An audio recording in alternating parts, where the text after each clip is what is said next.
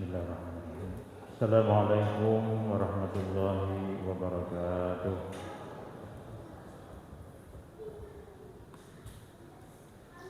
Bismillahirrahmanirrahim. Alhamdulillahi rabbil alamin. Wassalatu wassalamu ala asyrafil anbiya'i wal mursalin, nabiyyika wa rasulika wa habibika Muhammadin sayyidil anbiya'i wal mursalin wa ala alihi wa ashabihi wa man tabi'ahum bi ihsanin ila yaumiddin, amma ba'du. Rabbi shrah li sadri wa yassir li amri wa hlul 'uqdatam min lisani yafqahu qawli. Bapak-bapak dan ibu-ibu, saudara-saudara sekalian jemaah Masjid Al-Furqan baru ya. Nah, harus ditambah ya. Jemaah Masjid Al-Furqan baru yang dirahmati Allah. Alhamdulillah kita sehat-sehat semua dan dapat menikmati salat maghrib di masjid yang megah ini. Mudah-mudahan kemegahan masjid ini juga memperbaharui dan meningkatkan tentu saja keimanan dan ketakwaan kita kepada Allah Subhanahu wa taala. Amin ya rabbal alamin. Pada malam hari ini kita awali dengan ayat 26 surah 32, lanjutan dari ayat-ayat yang sebelumnya. Allah berfirman, a'udzubillahi minasyaitonir rajim. Awalam yahdilahum kam ahlakna min qablihim minal quruni yamshuna fi masakinihim inna fi dzalika laayatin afala yasma'un. Awalam yarau anna nasuqul ma'a ilal ardil juruzi fa nukhruju bihi zar'an ta'kulu minhu an'amuhum wa anfusuhum afala yubsirun.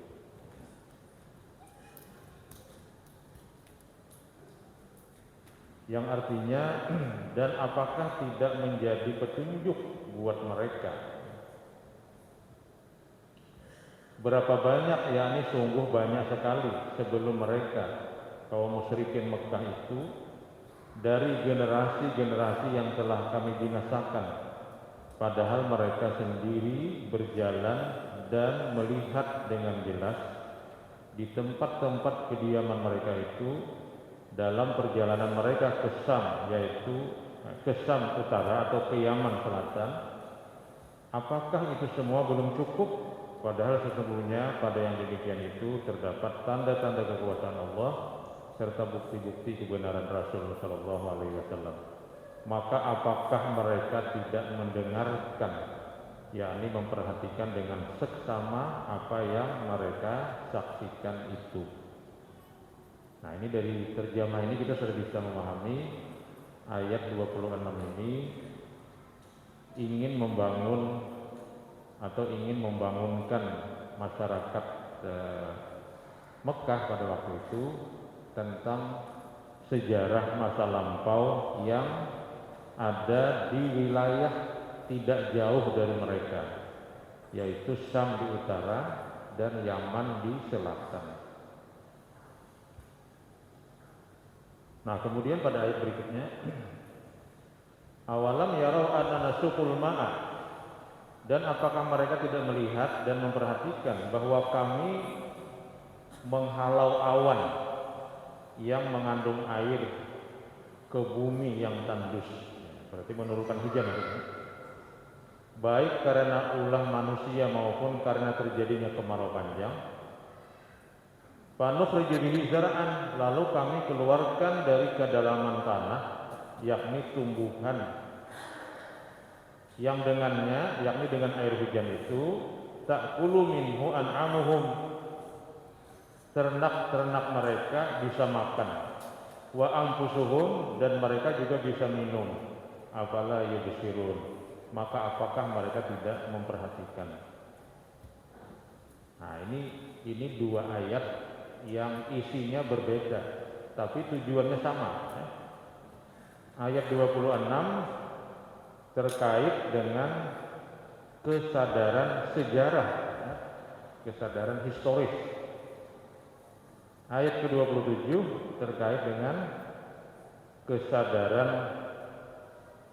tentang peristiwa alam yang menyebabkan masyarakat Mekah dapat hidup dengan nyaman, yaitu turunnya hujan, yang dengan hujan itu menumbuhkan tanaman, dengan tanaman itu ternak mereka bisa makan, dan dengan tanaman itu pula mereka bisa hidup mengkonsumsi bahan-bahan pokok yang mereka perlukan. Ini memang model konvensional saja sebenarnya, artinya bahwa membangun kesadaran, keimanan dan ketakwaan itu melalui dua pintu. Pintu pertama pintu sejarah, pintu kedua adalah pintu alam semesta yang sedang dan tengah mereka rasakan. Dan ini saya kira berlaku juga untuk seluruh masa ya, termasuk kita sekarang. Kita misalnya mau pilpres ya, tanggal berapa?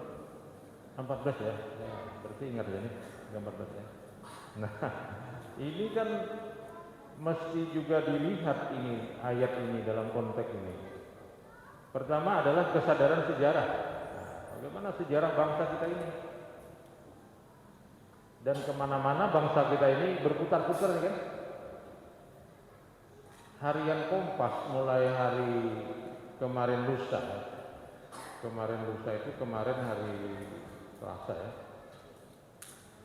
berarti mulai Senin. Nah, harian Kompas mulai hari Senin tadi di halaman pertama headline-nya itu menurunkan tulisan judulnya Renungan Pemilu.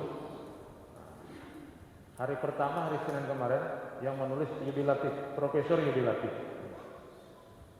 Hari Selasa kemarin saya lupa namanya, perempuan, seorang dosen dari UI, Universitas Indonesia.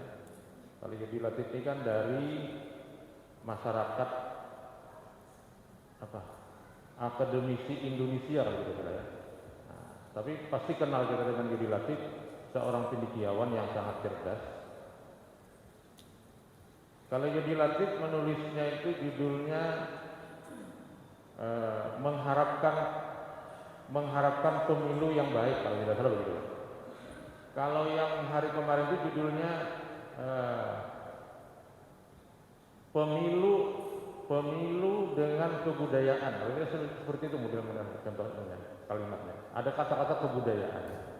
Nah, apa yang ingin ulun jelaskan dari dua opini dari para sarjana terkait dengan bangsa kita menghadapi pemilu 2024, bahwa kita harus melihat ke belakang tentang perjalanan bangsa kita ini, terutama mulai mungkin startnya itu mulai 1955 lah saya kira. 1955 sejarah pemilu kita itu multipartai, dan di situ sebenarnya umat Islam sudah memiliki suara yang cukup signifikan melalui Masyumi, melalui Partai Nahdlatul Ulama, juga melalui partai-partai yang lain sebenarnya. Tapi apa yang kemudian terjadi? Hasil pemilu 55 ini kada mau tuntung-tuntung rapat juga, rapat, sidang. Mulai tahun 55 sampai 59, nah berapa tahun tuh? 56, 57, 58, 59, 4 tahun. 4 tahun bersidang, kada mau ada kesimpulan. Akhirnya Presiden Soekarno melihat ini kalau dibiarkan rapat saja nih, hasilnya ada hasilnya. Akhirnya pada waktu itu beliau 5 Juli 59 mengeluarkan dekret yang terkenal itu, di mana konstituante atau DPR hasil pemilu tahun 55 dibubarkan dan dibentuk struktur pemerintahan terkait dengan legislatif yang baru. Tapi intinya gagal maksudnya. Pemilu 55 itu gagal. Nah, kemudian negara kita goyang karena pengkhianatan Partai Komunis. Partai Komunis ini pada mulanya bagus pada mulanya. Kenapa bagus? Karena dia membawa ideologi sosialisme. Ingat, ideologi sosialisme itu merupakan cara berpikir untuk melawan kapitalisme. Karena kapitalisme itu menyebabkan orang-orang yang punya modal besar itu menghisap terhadap rakyat. Terjadilah penjajahan. Belanda yang pada mulanya berdagang ke Indonesia akhirnya menjajah. Asalnya pedagang ya, pedagang POC itu kan organisasi dagang. Tapi akhirnya menjajah. Sebahagian dari penjajah ini berkolaborasi dengan raja-raja lokal. Maka akhirnya terjadi pemberontakan-pemberontakan. Nah, tapi kesimpulannya sosialisme datang untuk menawarkan konsep keadilan sosial. Oleh karena itu Partai Komunis itu di Jawa itu laku keras. Kenapa? Karena mereka berjanji ingin memberikan keadilan sosial dan ekonomi melalui terutama pembagian lahan. Nah, ini kita bicara masalah tanah lagi. Orang-orang kampung di Jawa sana yang sudah turun-temurun menjadi kuli dalam bidang pertanian, buruh tani, ya, tidak pernah bisa naik kelas. Kenapa? Karena gawian hanya menggawiakan ampun orang. Datanglah Partai Komunis ini mengkampanyekan, ya nanti kalian akan kami beri sekian luas tanah. Ya maulah mereka kan. Mungkin mereka juga belum sadar bahwa di belakang komunisme ini ada ajaran yang lain yang terkait dengan agama, terkait dengan teologi tentang ketuhanan, di mana agama itu tidak dipakai. Nah, tapi dari segi keadilan ekonomi yang dijanjikan oleh sosialisme itu menarik bagi masyarakat di Pulau Jawa pada waktu itu. Nah, oleh karena itu banyak di sana yang masuk partai ini. Dan akhirnya Partai Komunis ini kan ketika tahun 55 itu dia juga memenangkan banyak suara. Tapi kalau di Kalimantan mungkin tidak signifikan, tapi di Pulau Jawa. Nah, maka akhirnya pemilu itu tidak jalan-jalan, tidak berhasil sampai nanti muncul Orde Baru. Nah, lalu Orde Baru kemudian dengan berbagai macam fluktuasi sejarah berhasil menyederhanakan partai yang banyak itu menjadi 3. Pertama, golongan karya, yang kedua Partai Persatuan Pembangunan, yang ketiga Partai Demokrasi Indonesia, PDI pada waktu itu namanya. Jadi PDI, kemudian P3, kemudian Golkar. Golkar mereka mengklaim bukan partai politik, tapi mereka ini adalah golongan karya. Ya, sebenarnya partai politik juga sebenarnya pada waktu itu. Tapi keberhasilan Orde Baru menyederhanakan partai itu kemudian menyebabkan stabilitas politik itu relatif berjalan aman. Setiap pemilu sudah bisa ditebak Golkar akan menang, tidak mau pernah kalah. Yang dua ini ya mungkin semacam ya dalam tanda petik penggembira. Tapi Golkar itu merajai pada zaman Orde Baru. Nah, akhirnya Orde Baru kan runtuh juga. Akhirnya muncullah Orde Reformasi. Setelah Pak Harto turun pada tahun berapa? 98 ya. Ya kan? Nah, nggak ada hafal biologi sejarahnya. Nah, tapi yang ingin ulun katakan ini sebenarnya gini, bahwa kita cukup dewasa sebenarnya dalam soal pemilu. Sudah pemilu keberapa ini? Tahun 2024 ini mungkin yang keberapa? Orde Baru mulainya itu pemilu tahun 77 ya, atau 71? Sama, berarti kadang membaca sejarah juga ya. Ya, artinya anggaplah ini sudah tahun 70, 80, 90, 2000, 2010 ini sudah 8 kali 2 16 ya. Atau 4 kali 2 8. Mungkin kita sudah puluhan kali pemilu kan. Artinya kita mesti sudah berpengalaman dengan pemilu ini yang membawa hiruk pikuk perkembangan bangsa kita.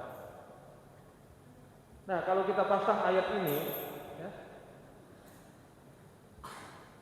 dampak-dampak pemilu dari Orde Lama sampai Orde Baru sampai Orde Reformasi, itu kita rasakan apakah negara kita ini semakin baik atau semakin buruk, semakin maju atau semakin mundur. Itu kira-kira kita sudah bisa membaca.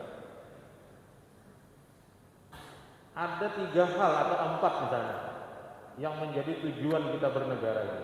Pertama adalah soal mencerdaskan kehidupan bangsa, tentang pendidikan. Coba kalau kita misalnya merenungkan tentang pendidikan kita, apakah pendidikan kita ini mulai PAUD, TK, SD, SMP, SMA, perguruan tinggi, apa semakin maju atau jalan di tempat? Dalam ukuran-ukuran standar nasional, internasional yang disebut dengan PISA. PISA itu standar ukuran kemampuan matematika dan sains anak-anak SMA. Konon kabarnya kita nomor berapa? Pokoknya jauh lah kita. Nomor 1 itu Singapura. Singapura nomor 1. Kita di bawah jauh.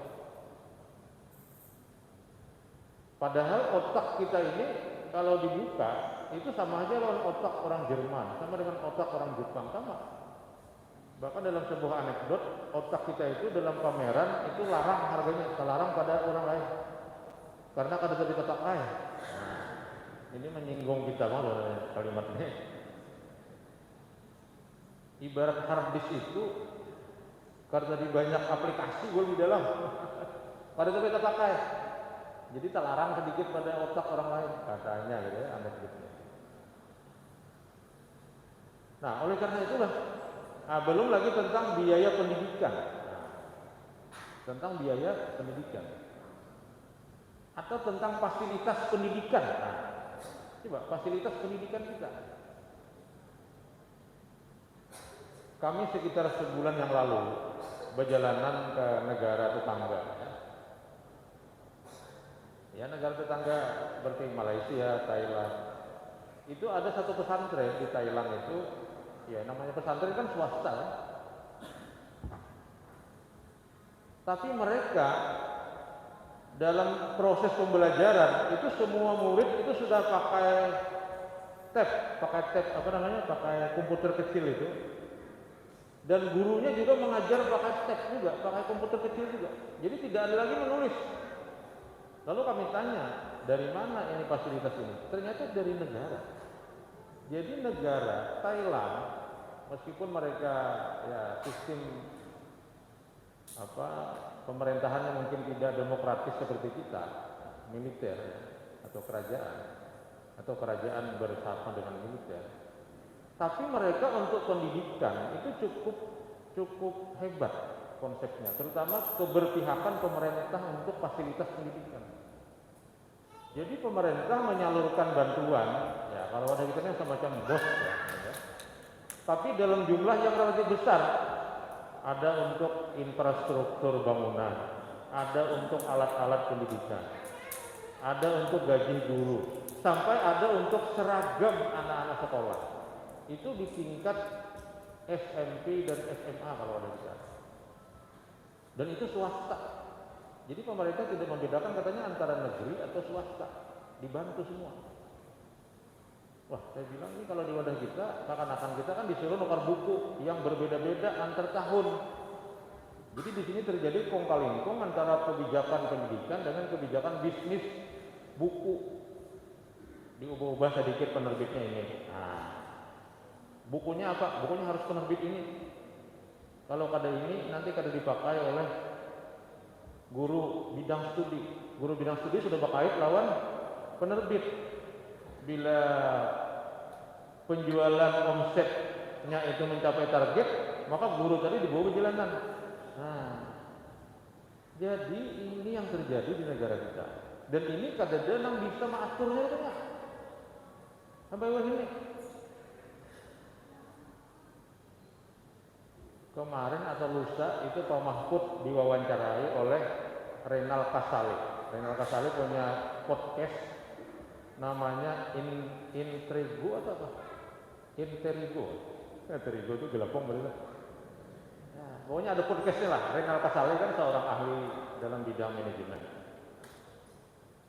Dia wawancarai Pak Mahfud dengan berbagai masalah pendidikan, masalah ekonomi, masalah korupsi. Lalu kata Renal Kasali, Pak Mahfud, kira-kira apa kata kuncinya untuk memperbaiki bangsa kita ini? Satu saja kata Pak Mahfud, pemimpin harus kuat dan pemimpin harus tidak punya utang sosial kepada rakyat dan kepada pengusaha. Itu aja kuncinya. Karena dengan itu maka pemimpin nanti akan mampu untuk mengatur dari menteri sampai ketua RT. Mampu. Jadi kalau ada kasus kata Pak Mahfud, misalnya masalah tanah, panggil kepala BPN, selesaikan. Kalau dalam sebulan tidak selesai, yuk kami ganti. Masih banyak orang baik, ganti. Ada kasus masalah hukum apa, panggil Mahkamah Agung. Kalau tidak selesai dalam 1 bulan, yuk kami ganti. Tapi yang menunjuk ganti ini memang orang bersih, tidak punya utang politik. Tapi kalau yang jadi ini punya utang politik, kata beliau, ya beliau bayar hutang, cari duit. Yang mestinya pemimpin itu adalah orang-orang yang disebut dengan manusia selesai. Manusia selesai itu orang yang kada lagi berurusan lawan dirinya. Ini khusus pengabdi aja lagi. Masalah ekonomi nggak ada dipikirkan lagi. Dan memang pejabat itu kan seperti itu. Masalah mobil ada disediakan, supir ada, ban kempis ada tukang tumpahkan, tas ada yang membawakan, lawang mobil ada yang membukakan, hendak makan ada yang memasak, hendak guring siap bantalnya sudah ada. Manusia selesai. Itu aja kata Pak Mahfud kuncinya. Nah, Pian bisa buka podcastnya Renal Kasali tentang wawancaranya terbaru dengan Mahfud MD. Nah, jadi yang bisa mengubah keadaan ini adalah pemimpin yang tidak punya utang politik. Nah, yang ada di sini kira-kira apa di sini lah banyak hutang juga. Nah, jadi orang bayar hutang aja. Bayar hutangnya kayak apa? Ya nanti menggandeng pengusaha. Itu yang disebut oleh almarhum Rizal Ramli. Kita ini berada dalam situasi peng-peng. Peng pertama penguasa, peng kedua pengusaha. Penguasa berkolaborasi dengan pengusaha. Penguasa perlu kolaborasi dengan pengusaha untuk bayar hutang politik. Pengusaha perlu kolaborasi dengan penguasa karena dia ingin mengamankan usahanya. Maka terjadilah negara peng-peng. Lemah diulang peng-pengnya mau kayak makanan apa? Rizal Ramli kan cerdas orangnya. Nah, jadi saya kira ayat 26 ini layaklah menjadi renungan kita juga untuk menghadapi bulan Februari ini, bahwa kesadaran sejarah itu menjadi hal penting dalam menentukan hidup kita. Masyarakat Arab sudah disinggung, awalam yahdilahum kam ahlakna min qablihi minal qurun yamshuna fi masakinihim. Apakah masyarakat Arab ini kadang melihat, tidak mendapatkan pelajaran tentang komunitas bangsa negara yang kami hancurkan, yang orang Arab melewati daerah-daerah mereka, ada daerah Sam. Nah, ingat, kalau dari Mekah ke Sam ke utara, di situ ada daerah namanya itu daerah hantu, kampung hantu. Kenapa jadi disebut kampung hantu? Itu bekas dari umat Nabi Lut, Nabi Hud, Nabi Soleh, yang sekarang dibuka menjadi situs wisata. Tapi ujar supir-supir sana itu memadahi, bila sampai ke sana jangan awas, belikan langsung. Kalau ingin ditangkap hantu. Jadi ada daerah-daerah, lupa saya namanya, itu daerah Madian, ya, sebelum Madian, antara Madinah ke atas, dekat Madian. Apa namanya? Mungkin di antara kalian ada juga yang ingat ya. Saya lupa namanya. Itu ada daerah yang bekas-bekas rumah dari umat Nabi Lut, Nabi Hud, Nabi Soleh itu terbuat dari batu yang dipahat. Karena dalam Al-Quran kan dikatakan apa namanya? Alam tara kaifa fa'ala rabbuka bi'ad irama zatil imad allazi lam yukhlaq mithluha fil bilad wa samud allazina jabus sahra bil wad wa fir'auna zil autad.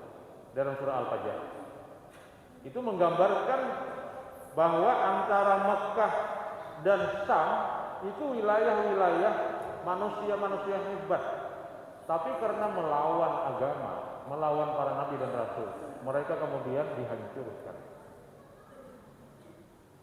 Madain Soleh namanya, Madain Soleh, Madain jamak dari Madinah, kota-kota yang pernah dipimpin oleh Nabiullah Soleh. Kaum Ad, kaum Samud, kaum Lut di situ dihancurkan oleh Allah. Nah, kemudian juga ke selatan, Yamsu Nabi masa kini ke selatan, itu ke Yaman. Ingat, Yaman adalah daerah yang sangat subur, terkenal dengan pertaniannya. Tapi karena mereka durhaka juga kepada Rasul, kepada para nabi, dihancurkan. Jebolnya bendungan Ma'arif yang diceritakan dalam Al-Quran itu ada di Yaman. Jadi mereka juga disiksa oleh Allah. Nah, itu kata Allah mestinya menjadi petunjuk bagi masyarakat Arab. Dan alhamdulillah orang Arab akhirnya sadar dan mengakui Nabi Muhammad sebagai pembawa kebenaran. Yang pada mulanya mereka lawan. Nabi Muhammad berdakwah, umatnya melawan dan tidak seimbang. Akhirnya Nabi melarikan diri pergi ke Yathrib. Jadi sebenarnya hijrah itu bukan sebenarnya, cuma bukan yang direkomendasikan oleh Allah. Cuma supaya halus bahasanya hijrah. Model kayak kenaikan harga juga. Kadang naik kadang, tapi penghapusan subsidi kan. Sebenarnya naik tuh. Penghapusan subsidi. Penyesuaian tarif. Apalagi bahasanya? Sebenarnya kesimpulannya naik ya. Itu tadi hijrah. Sebenarnya Nabi melarikan diri, Nabi lari ke sana, tapi lari yang direkomendasikan oleh Allah. Tapi apa yang terjadi? Melalui usaha dan doa Nabi, akhirnya sebelum Nabi wafat, beliau diundang ke Mekah untuk melaksanakan haji wada, dan pada waktu itulah orang-orang Mekah akhirnya percaya betul dengan ajaran Rasulullah SAW. Itu buah daripada perenungan-perenungan sejarah. Berapa lama waktunya? Tidak sampai 25 tahun. Nah, kita ini merdeka sudah berapa tahun ini? Tahun 45, ini 2025, 70 tahun kurang 1 ya. 45 tambah. Nah, coba bang dihitung bang. Ya pokoknya itulah kita merdeka ada. Ya artinya kalau dibandingkan dengan sejarah perjuangan Nabi, ya kita cukup terlambat. Cuma mudah-mudahan lah. Cuma kalau kita lihat gejala-gejala pemilu di 2024 ini berat juga. Berat juga. Karena ya masing-masing sudah memasang patok kan ya. Nah, misalnya patoknya apa? Pilih ini 1 putaran. Nah ini kan masang patok artinya. Nang Seikung masang patok juga perubahan. Nah saya ikut masa patok juga, apalagi sebenarnya anak apa kabarnya? Jadi model kayak bakal kancangan ini kan. Sehingga Denny Indrayana itu dulu banyak menulis tentang demokrasi. Tapi kata beliau, sekarang sudah mulai usang demokrasi itu. Yang terjadi sekarang adalah duitokrasi. Duitokrasi, istilah hanya itu ada di kamus belum? Duitokrasi. Jadi duitokrasi itu artinya kekuasaan duit. Karena demokrasi itu kan demos rakyat, protes kekuasaan. Duit, uang, protes kekuasaan. Berarti duitokrasi, kekuasaan duit. Bujur juga, kalau kira-kira tuh. Kira-kira aja, makanya kan bukan profesornya yang menulisnya. Kalau bukan profesornya menulis, biasanya ya itu bukan kabar burung, tapi burung kabar itu. Nah, dibalik aja. Nah, itulah Bapak Ibu sekalian ya. Jadi keadaannya memang tidak baik-baik saja ya negara kita ini dari segi pendidikan, kemudian dari segi kesehatan. Jadi satu pendidikan, dua kesehatan. Akhir-akhir ini dunia medis itu banyak dikejutkan oleh munculnya penyakit-penyakit degeneratif baru. Degeneratifnya hanya penyakit, bukan penyakit keturunan. Misalnya terjadi banyak kasus gagal ginjal atau autoimun yang diderita oleh anak-anak. Mungkin Bapak Ibu yang bekerja di dunia kesehatan juga sangat tahu tentang soal ini. Dan kalau kita sekarang masuk ke rumah sakit, jangan berharap langsung dapat ruangan. Ruangan penuh. Digenal itu rumah sakitnya penuh ruangan. Di IGD penuh. Itu artinya apa? Itu artinya kesehatan kita bermasalah.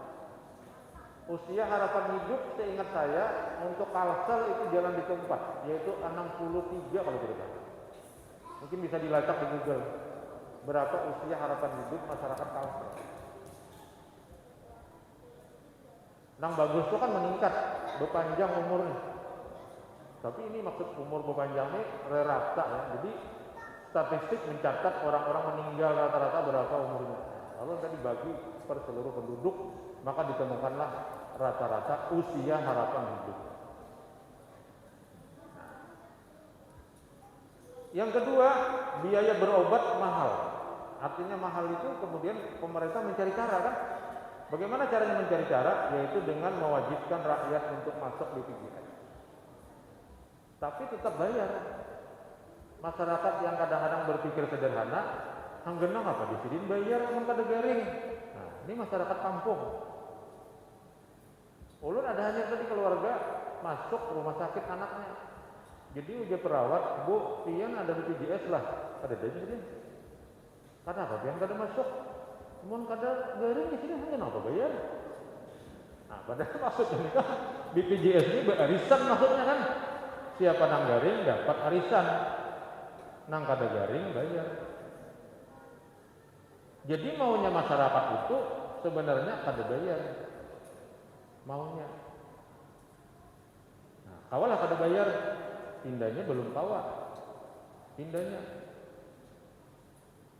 Akhirnya kita hakun jadi kaya juga.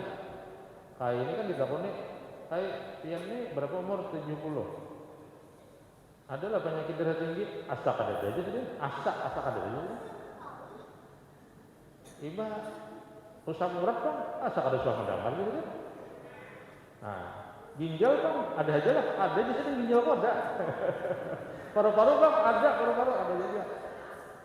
Oh, majar dokter hebat dia nih, apa amalannya? Jangan diperiksa aja dia. Nah, itu aja masalahnya. Jadi akhirnya orang kampung tuh harus jadi kaya, ada sabuk pemeriksaan. Ada tahu penyakitnya nang apa ada tahu. Nah, jadi kesehatan ini problem juga. Terutama pengelolaannya. Nah, kalau kita bicara penyakit degeneratif baru yang banyak muncul, itu akibat apa? antara lain akibat makanan, akibat minuman. Coba kita lihat jajan anak-anak kita. Nah itu kan pemerintah tuh harus hadir itu untuk menyeleksi mana asupan-asupan yang sehat.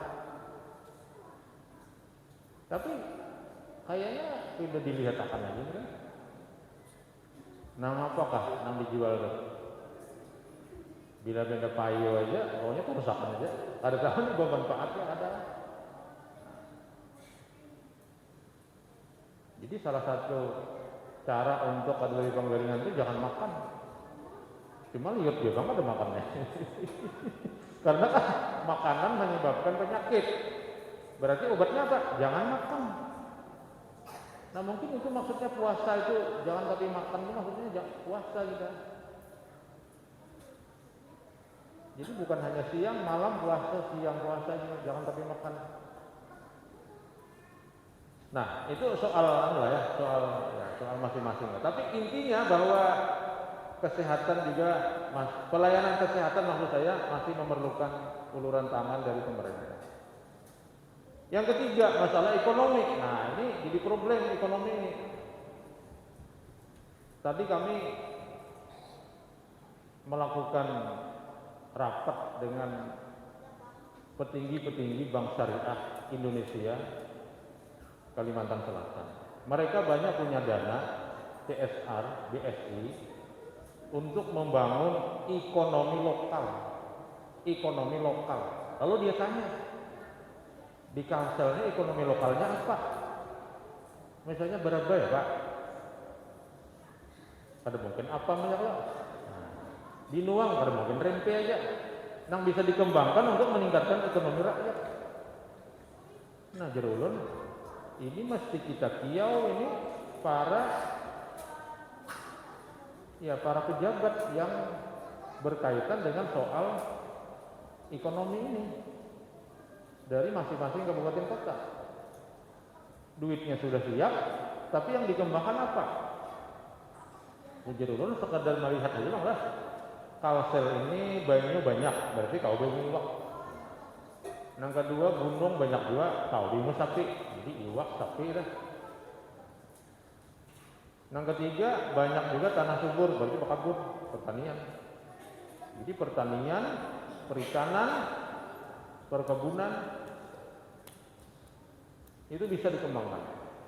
Tapi di mana tempatnya? Nah, tempat ini kita tahu itu harus dilakukan pengkajian yang lebih intensif.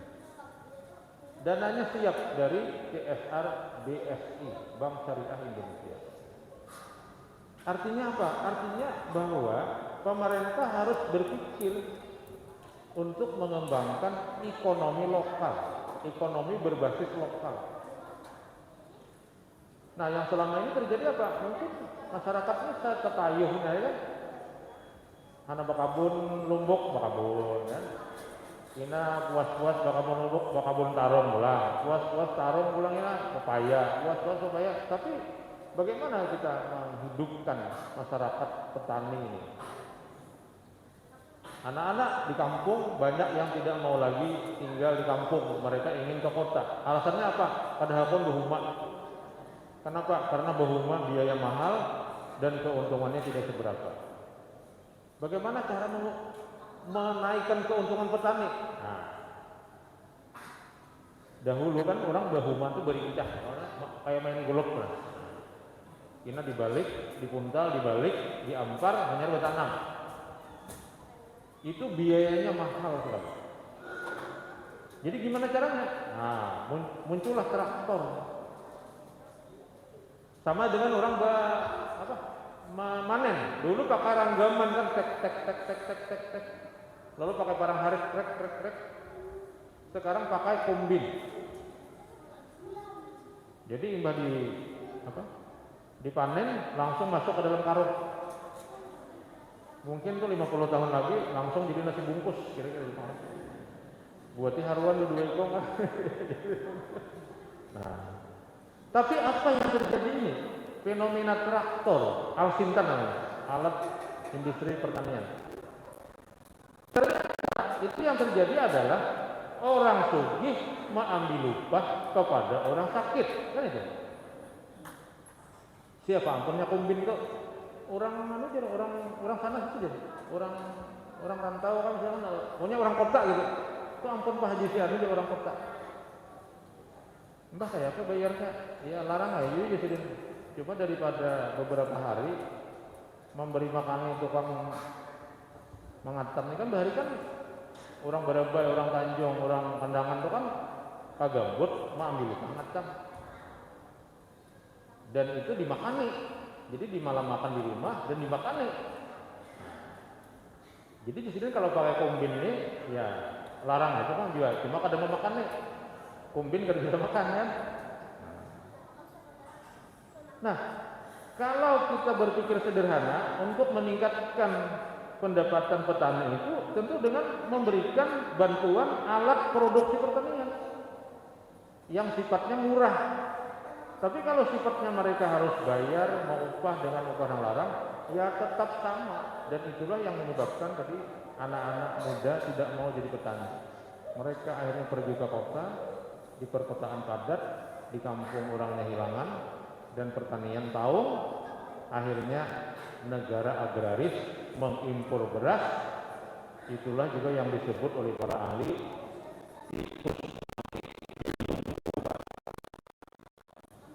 jadi kita ini daerah pertanian, tapi nukar beras keluar.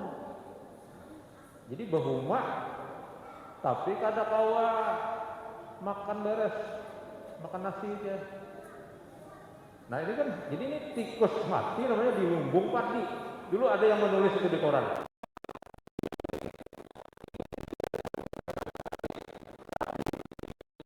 Mencapai swasembada pangan.